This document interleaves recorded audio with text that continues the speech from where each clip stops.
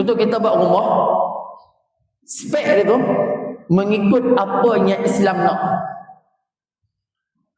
Kerana dalam bilik satu rumah, berapa bilik sepatutnya ada? Paling tidaknya tuan-tuan ada 3 bilik. Bilik kita suami isteri, bilik anak laki-laki dan anak perempuan. Sebab dalam hadis Nabi SAW suruh pisah tempat tidur. Anak-anak laki-laki dan perempuan ni ketiga usia 7 tahun. Pisah.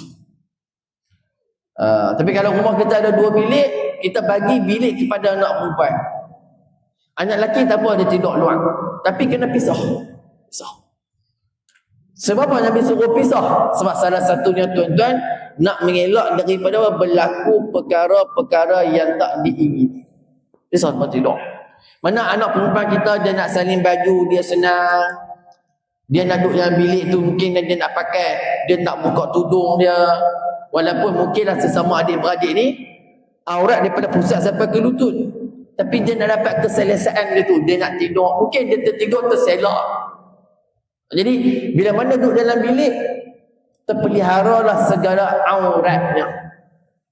Tu cara plan. Kemudian dalam rumah ni tuan-tuan, sebaiknya kita ada satu bilik ataupun satu ruang untuk kita beribadat. Kalau rumah tuan-tuan ada sampai 5 bilik, 4 bilik kan, buat satu bilik ni khas untuk tuan-tuan solat dalam tu.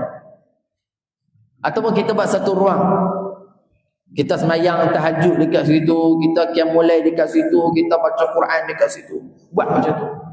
Sebab para sahabat, mereka menjadikan salah satu ruang daripada rumah mereka tu tempat ibadat. Ibadat sunat lah. Semayang fardunya di masjid.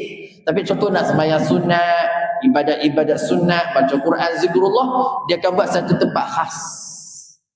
So di rumah kita kalau boleh ada satu tempat khas yang kita buat pada untuk kita semayang malam, bertahajud, qiyamul lail, semua kat situ. Tu